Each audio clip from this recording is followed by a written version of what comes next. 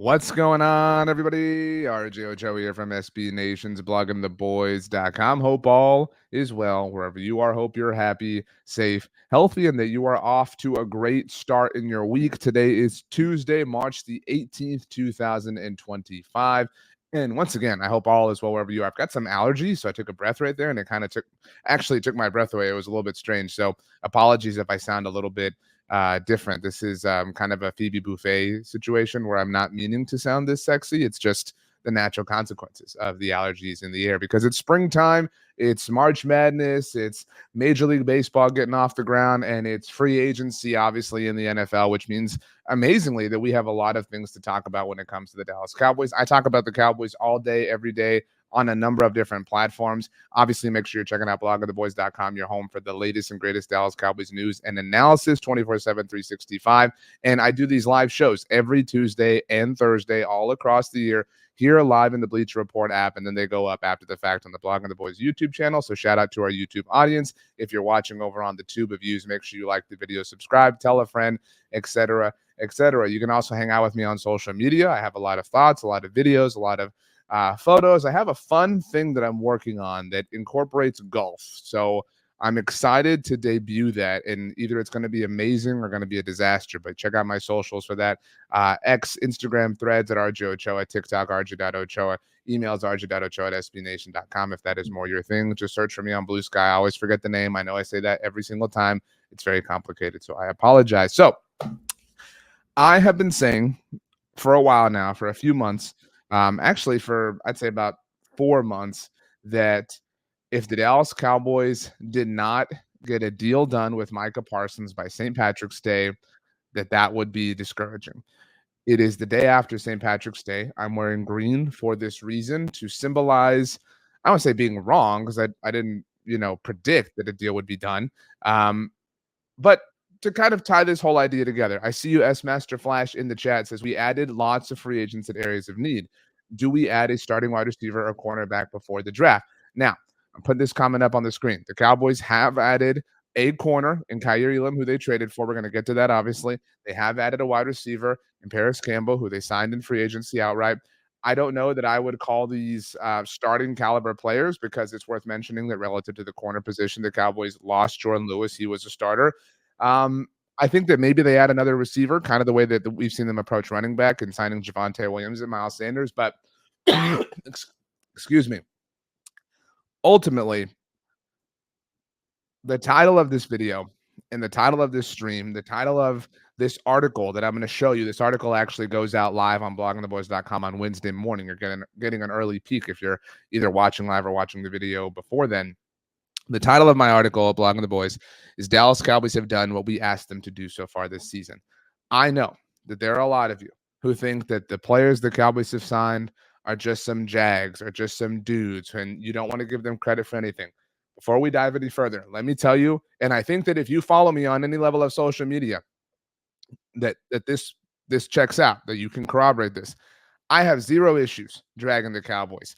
I have zero issues calling out what I think is wrong. I'm not saying that I have all the answers, but I have absolutely zero issue in saying that this or that or whatever is dumb. In fact, there are still some things that are dumb. The fact that it's now March 18th and that Micah Parsons doesn't have a contract extension, that's dumb. The fact that Max Crosby got one with the Raiders and the fact that Myles Garrett got one with the Browns and raised the market price, that's all relative to this umbrella of dumbness. The fact that, we're seeing the cornerback market go up with players like J.C. Horn and Derek Stingley, and that the Cowboys are not getting ahead of the Deron Bland situation, that's dumb. And I'm not even saying that that's just an error. It's actually dumb. I have zero issue calling out things that I think are not being done correctly. But I don't think that we would be fair if we were not acknowledging not only when the Cowboys do things that are worthy of some kudos, but when the Cowboys are doing things that are specifically what we have asked them to do. So let's take a look. You get a peek again once, like I said, behind the curtain over at bloggingtheboys.com at this article that will be going out on Wednesday morning. Let me zoom out just a bit here. All right. These are notable things, as you can see how I've titled it. Notable Dallas Cowboys free agency things over the first week, because now the day we're having this conversation is Tuesday. Like I said, this is all stuff that took place either last week or before it, obviously relative to Osa Odighizuwa. This isn't chronological order, by the way. And we're just going to read it because I think this is important to have in context. Okay, these are things the Dallas Cowboys did either in the first week of free agency majorly or relative to Osa before. They signed Osa Digizua to a new deal. And importantly here, they did not have to use the franchise tag. They beat that deadline. Okay. They retained several important exclusive rights free agents, RFAs, whatever you want to call them. And we can sit here and we can talk about how critical Brock Hoffman may or may not be, to this team. Wanye Thomas, who's now wearing number 2. This isn't about that. The point is they took care of it. This is, as I've been saying for a few weeks now, this is the Michael Scott Paper Company episode. We're asking the Cowboys to put pants on so we can check something off the list. These are 2 things that we've checked off the list, and the Oso is a big one. All right, number 3, they brought in a new running back in Javonte Williams. They did not have to have a Saquon Barkley. All right, everybody would love one. They did not have to have a Derrick Henry. That would have been awesome a year ago. They still can draft one. It doesn't have to be Ashton Genty, but they had to have a quality NFL caliber running back, especially because, as we saw, Rico Dowdle would leave in free agency to the Carolina Panthers. Okay, they added depth along the interior of the offensive line in Rob Jones, and obviously that's important in general. But because Zach Martin left in not free agency, he left to retirement, so you had to restock the shelf there. Okay, let's keep going. They also added depth along the interior of the defensive line in Solomon Thomas. They doubled down at defensive tackle. They brought back Osa Digizua, brought in Solomon Thomas. They obviously had nothing to work with prior to those moves because all they had was Mozzie Smith. So those are 2 important decisions that the Cowboys made. And I didn't include this in the verbiage there, but relative to the Solomon Thomas decision, they trusted one of their new staffers in Andrew Whitecott, and obviously having a history with Solomon relative to their days with the New York Jets. Okay, let's keep going. They struck a new deal with Kevontae Turpin. That was about a week ago, all right? And that happened before they had to place a second-round tender on him, kind of like Osa Digizua. They beat an important deadline, didn't have to get messy, and it wasn't dramatic. It wasn't the kind of stuff that we've seen from this team in the past. They brought in Peyton Turner. And while I know people rolled their eyes at that, it is worth mentioning that the Cowboys kind of have a history, a very recent history, of bringing in veteran pass rushers and getting legitimate production out of them. I would offer Carl Lawson as an example. I would offer Dante Fowler as an example. We'll get there in a moment here. Then the Cowboys picked up 4 compensatory picks, obviously, and that gave them 10 overall selections in the NFL draft. The next day, after they got those 4 extra comp picks, they traded 2 of them for 2 veterans in the aforementioned Kaiir Elam and for Kenneth Murray, short of the linebacker spot, after signing Jack Sanborn. Didn't even include that here. I need to go add that here. That was a mistake. But so they doubled down at linebacker. And not only did they trade away 2 comp picks for 2 veterans, they got picks back. All right, they didn't give up picks. All right, they still have 10 selections in the NFL draft. They still have ammunition to move and dance around. All right, they brought in 2 veterans, like we said. Jack Sanborn, sorry, didn't mean to overlook you. I'll go add that before the article goes out. They doubled down. We've seen them double down at a few positions now, right? You can consider that they doubled down at defensive tackle. Obviously, if you include Osa Digizua, you can consider that they doubled down at running back with Javonte Williams and Miles Sanders. You can consider that they doubled down at linebacker with Jack Sanborn and Kenneth Murray. I mean, that is a legitimate thing. I mean, and look, I know that Javonte Williams and Miles Sanders aren't exciting you, but the Cowboys proved last year, all due respect to Rico Dowdle, that they could take somebody, who could be worked into an NFL caliber sort of system and make him productive. And so I'm not saying that means Javonte Williams and or Miles Sanders are going to run for 1,000 yards next season. And first of all, 1,000 yards isn't even really that impressive anymore. But I think that they have proven that they can take in people in their stable and be legitimately productive on the ground. I think we expect that from Brian Schottenheimer, obviously. The Cowboys then doubled down at pass rusher with Dante Fowler, who kind of was our case point for Peyton Turner, and then obviously is a case point for himself because the Cowboys brought in Dante Fowler a few years ago, granted with Dan Quinn, and got legitimate production out of him. And finally, they doubled down technically at wide receiver in signing Paris Campbell after getting the deal done with Kevontae Turpin. So this activity, all right, covered all of last week. Every day last week outside of Sunday, the Cowboys did something. On Monday, on Tuesday, on Wednesday, on Thursday, on Friday, on Saturday, the Cowboys did some form of business relative to roster construction. I'm going to show you something here that I linked to. All right. This is an article that hasn't gone out yet. All right. What you're looking at right here on your screen. This is going to go out on Wednesday morning at bloggingtheboys.com. And when you get there, this link will take you to let's see, it didn't open up on your screen. Let me take this off. And now let me try this one more time. This link, I don't know why it didn't open in that screen. This takes you to the 2024 Dallas Cowboys free agency tracker. You know that we love trackers at bloggingtheboys.com. Look at the date. This is March 15th, 2024. This is last year's tracker. This is what the Cowboys did in free agency last year. This is it, what you're looking at right here, okay? The Cowboys are on the board and bringing back long snapper Trent Sieg. I wrote these words, so this is painful to look back on. In terms of new players, the Cowboys finally did it. They were the last team in the NFL to agree to terms with an external free agency addition, and it was Eric Kendricks. And remember that Eric Kendricks agreed to terms with the Cowboys in the evening on the day that it happened, and that earlier that morning, he had agreed to terms with the San Francisco 49ers. He spurned the Niners in favor of the Cowboys. So, I mean, it wasn't even a legitimate, deal in a lot of ways. Finally, the Cowboys brought back Jordan Lewis. They brought back CJ Goodwin, and they obviously brought back Rico Dowdle a year ago. So my point here isn't to say, and I think this is where we can't get confused. I am not telling you, I'm not telling you anything, but I'm not asking you to give the Cowboys a pat on the back because they are doing bare bones minimum things. Part of this, I suppose, and I recognize how sad this is, but you've got to crawl before you can walk. We've been saying that for several weeks now. We have asked the Cowboys. I don't like speaking on behalf of an entire fan base because I don't believe that all of us feel the same way. But I think generally we all feel, hey, we don't need you to go crazy. We're not asking that. We don't even want that. All right. We just need you to restock the shelves. We need you to refill the cupboard. We need you to do some mildly responsible things so that when you get to the draft, you're not caught on your heels. You're not caught with your pants down. You aren't completely and totally stuck, and you don't have to draft for need. As mentioned, the Cowboys doubled down along the interior of the defensive line with Osa Odigizua and Solomon Thomas. Is that still a need? Absolutely. But if they don't walk away with somebody who we really, really, really like, it's okay. The world's not going to end. The Cowboys have doubled down at running back with veteran additions, right? Javonte Williams and Miles Sanders. I know that there's a hive of you who want Ashton Genty. I'm leading the hive for people who want Cam Scadaboo. If you want Travion Henderson, if you want Quinshon Judkins, pick your guy, pick your player, pick your favorite running back. There are a lot.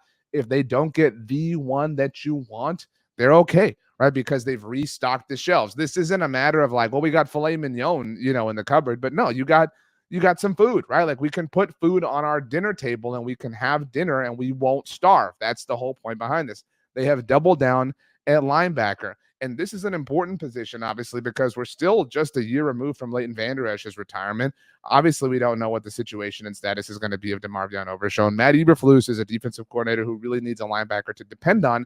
So they got a line. I think that's also really important. The Cowboys defected to the judgment. Not only we talked about Andrew Wycott, but of Matt Eberflus. They said, Andrew Wycott, who do you want? Who do you need? Who's your guy? Said Solomon Thomas. They said, all right, cool, bet, we got it done. Matt Eberflus said, dude, I'm running this defense. I need somebody who knows what I'm doing, kind of like Mike Zimmer got Eric Kendricks a year ago. Matt Eberflus was huge in the development and the growth of Sean Lee way back in the day when he was the Cowboys linebackers coach.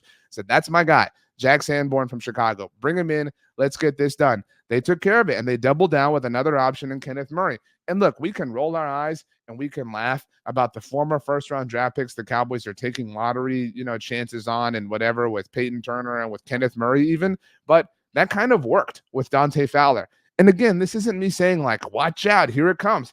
I'm not saying that I love this, but what I am saying is this is what we have asked for. We have asked for creative moves. We have asked for aggression, and it's stupid to say this. I feel very stupid saying it. They have been selectively aggressive. They really have. Consider that they brought back the most important free agent of theirs who was set to hit the market in Osa Odigizua. They did not go down the tender route and took care of all the drama with Cavante Turpin. So that situation is over and accounted for. They brought in guys who their new staffers obviously know and theoretically seemingly wanted, with Andrew Wycott and Solomon Thomas and Matt Eberflus and Jack Sanborn. They acquired some veterans who were on the trade market for picks that they just got, right? It took them, the comp picks for the Cowboys came out last Tuesday for everyone in the NFL a week ago. It took them one day. It was on Wednesday when they traded those comp picks for Kaiir Elam and Kenneth Murray. So the Cowboys said, these picks we didn't even have a day ago. We're going to go turn them into another player. That's a lottery ticket. Kaiir Elam, obviously another former first-round draft pick. And we're going to get a similar lottery ticket in return, because that's what those fifth-round comp picks are. They're lottery tickets at the end of the day. So you kind of took one lottery ticket in your comp pick, and yes, you lowered it in terms of value, but you still have that other lottery ticket from your comp pick to a different pick. And you have another lottery ticket in Kaiir Elam and Kenneth Murray.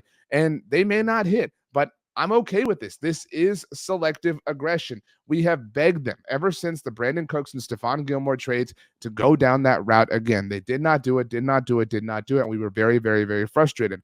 I'm not telling you, I'm not saying, I'm not in any way pretending that Kyrie Elam and Kenneth Murray are Brandon Cooks and Stephon Gilmore, but these are cut from the same general cloth in terms of philosophy and philosophical moves. We've seen them use, obviously, their own internal free agency by bringing back Osadigizua, and obviously their restricted free agents. We've seen them eliminate drama by way of Kevontae Turpin and Osa, for that matter. We've seen them utilize external free agency a number of different ways at positions of serious critical need that they're obviously going to have to address in the draft, but they've diminished the importance. They have lowered the critical mass DEFCON 1 signal that was blaring around running back, that was blaring around defensive tackle, that was blaring around linebacker. Again, I'm not telling you that some of the 10 picks the Cowboys hold now should not be spent at those positions, but it's not even a matter of, well, now if your guy is taken, you're okay. You can go somewhere else. Even if you get your guy, pick who you want. Pick who your favorite defensive tackle or linebacker or running back is. What if it doesn't work out, right? What if you do get your guy and it just doesn't work for whatever reason, whether that's in year one or beyond? But if it doesn't happen for whatever reason, if the success isn't there in 2025, they have hedged their bets. I know that this franchise and this team lives in an enormously long shadow. And I know that this franchise and this team are not objectively discussed on a national level, which is why places like Bleacher Report and Blogging the Boys are so valuable, in my humble opinion, because we shoot it straight, right? We can say that this team has been trash and the way they've gone about things is stupid in a lot of ways, like we said at the very top. But we can also acknowledge that they're doing some things that fundamentally are pointed towards, a legitimate direction. If you go back and you watch any video or listen to any podcast at the time that I was doing around this time a year ago, my biggest, most staunch criticism of the Cowboys was not, oh, they didn't sign Derrick Henry, was not, oh, they let Tyron Smith and Tony Pollard go. It was none of those things specifically. Because what bothered me, what still bothers me, is that there are people who will come out and they will say, like, about the 2024 season, they will be, and they'll say it like they're the person who thought of this idea themselves. They'll say, I don't know, man.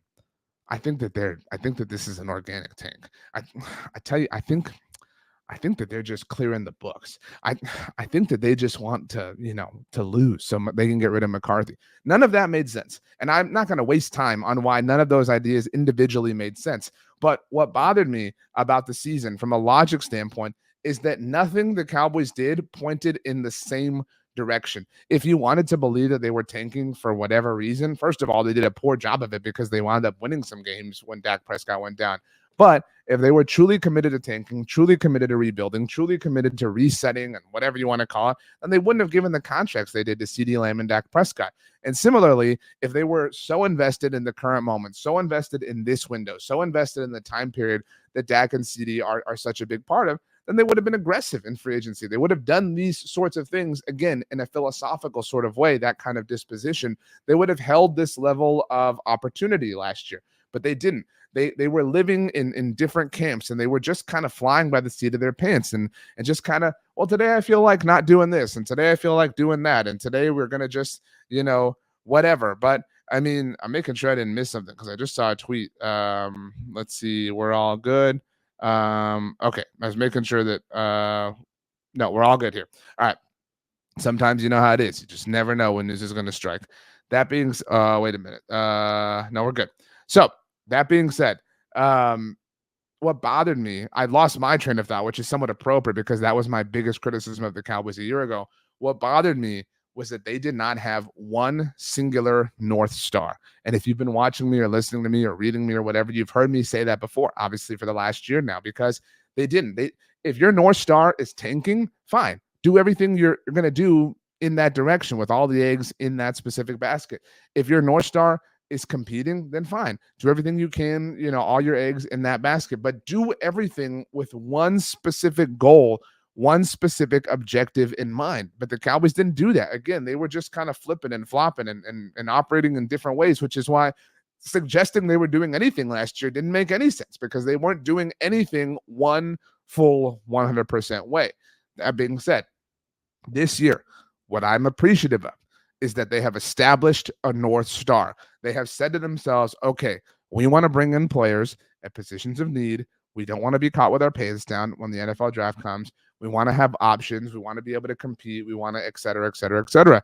And so in that sense, this is quite literally exactly what we have asked for. Now, when you say something like this, and I'm sure this will be said, obviously, in the comments or on social media, whatever the case may be, people say like, oh, they still haven't won anything in 30 years. Okay, well, if you're going to make these kinds of comments, then, we can't have a rational conversation, right? Like we all understand and we all acknowledge that the Cowboys haven't won the Super Bowl since 1995. That being said, if we separate the the Cowboys of all of this, and if we establish a cutoff line, right? If we just make a cut, from the moment they hired Brian Schottenheimer to now, because even the hiring process of Brian Schottenheimer had some Cowboysness. But if we cut it right there, if that was the birthing process, and we cut this umbilical cord right when the Cowboys hired Brian Schottenheimer, if we're just evaluating this very, very, very small section of football operations, I'm admitting that it is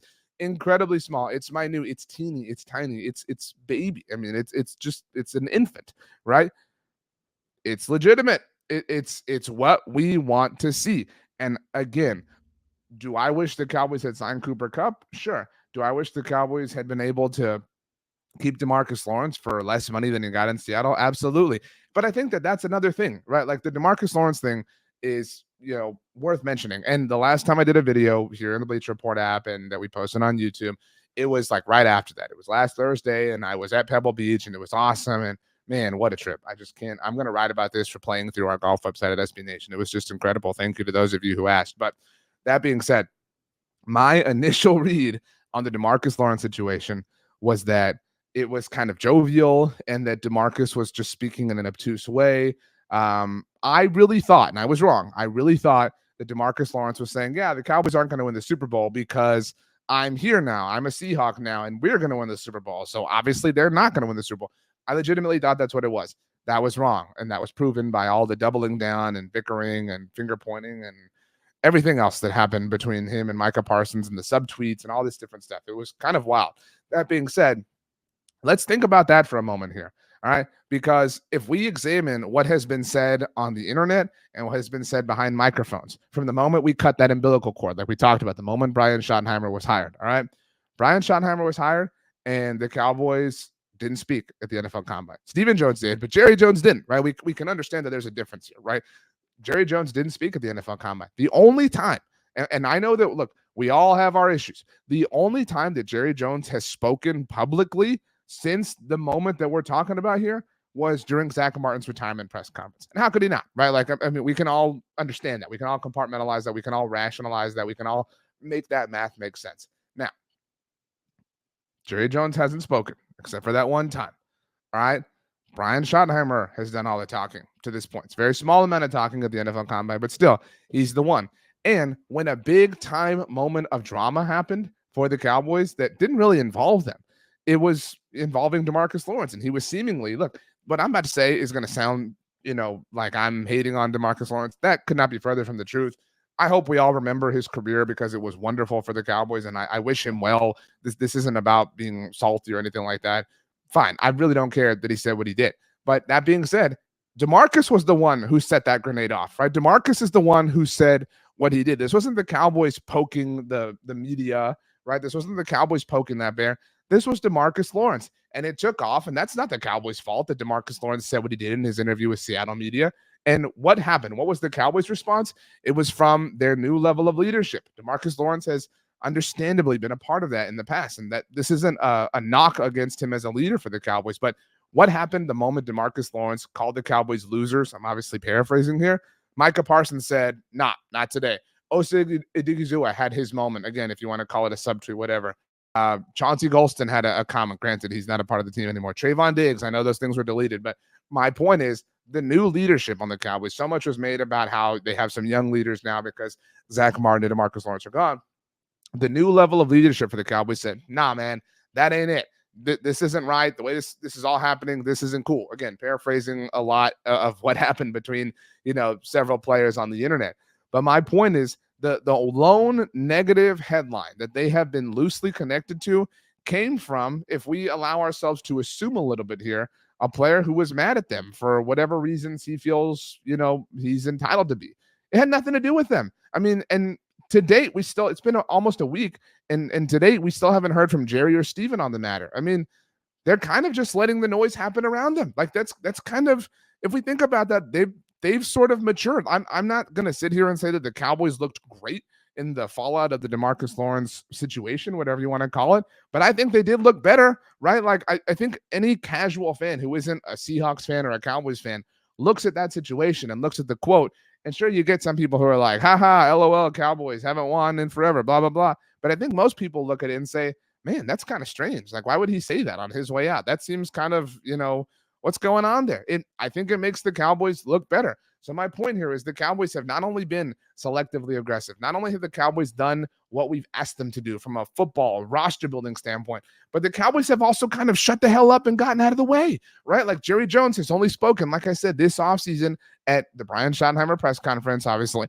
But again, that was our moment of cutting the cord. And since then, only at Zach Martin's retirement press conference, right? Stephen Jones, similar sort of thing. Stephen Jones had the quote, the drought thing. That was bad. That was at the press conference, right? If we give him that gimme, right? Stephen Jones has not put his foot in his mouth. In fact, Stephen Jones has been a man of his word. Again, from the moment that we've cut this cord, I recognize the way that this all sounds, but from the moment that we cut that cord, Stephen Jones said, we're going to be selectively aggressive. It's a very difficult thing to say over and over again, especially when I'm not feeling my best. But that being said, he said we're going to be selectively aggressive. Then the Cowboys got Osa Odighizuwa signed to a deal before the franchise tag, got Kevontae Turpin signed to a deal without having to place the tender on him. They had a number of deals agreed to during the legal tampering window, which hasn't happened to the franchise in several years at this point in time. They made 2 veteran trades involving comp picks and made those trades 24-ish, 26, 27 hours after getting those comp picks in a confirmed sort of sense. I mean, they've been doing their jobs. And I know that maybe you're still 27 minutes in going, RJ, I am not going to stand up and clap for these guys for doing their jobs. What I'm sitting here and telling you is, dude, we've been asking them to do this. But like this is what we've been asking them to do. We've been asking them to do their jobs. All right. Now, does that mean that their jobs are going to be, successful in terms of them winning the Super Bowl? No, but they are acting like a real NFL team, not just with how they're walking, but with how they're talking, in that they're not talking. It's been kind of a fun. I understand that you're not pumped about the players and all this stuff, but if we rationalize, it's been kind of a fun and interesting time to be a Cowboys fan. This has been, this has been the most fun, let's call it 10-day stretch to be a Cowboys fan since before the Packers loss, right? Is that not fair to say? Maybe the most, bare bones minimum statement I can make that you'll agree with is that this ship is no longer headed due south, right? We may not be heading north, right? Even though we are moving towards the North Star, but they have at the very least started to rotate around. This is no longer headed completely and totally due south. This may still be like 176 degrees, but it's no longer 180. And that deserves some kudos, specifically because we've asked for it. We asked for this exact thing, and they did it. So have they earned my trust back? No, obviously not. I think that, we'd be fools to say, all right, we're all good. Everything's water under the bridge. But I'm willing to listen. I'm willing to see. I'm willing to tolerate. This is a process, right? And this has all been a very important first step in that process. Now it's time for step 2. It's time for step 3. It's time for step 4. Get the Micah deal done. You get the Micah deal done, we'll throw you a pizza party. You get the Micah deal done, we'll really, really, really celebrate. You get that done soon, we will freak out and we will really, really, really clap. But until you do that, we're going to give you these bare bones minimum props, and we're going to wait.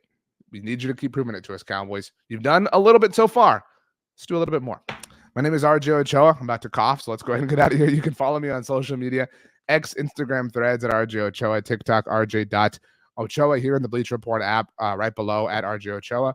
Subscribe to the Blog on the Boys YouTube channel, like the video, and I'll be back on Thursday at 6 p.m. Central Standard Time. On Wednesday on the Blog on the Boys YouTube channel, special non-football interview with Ian Eagle and Clark Kellogg's going to be very cool. Obviously, March Madness coming up. And on Friday, an interview scheduled with Chet Holmgren. You get all kinds of stuff on the Blogging the Boys YouTube channel. So I hope you all check those out as well. For now, my friends, I bid you adieu.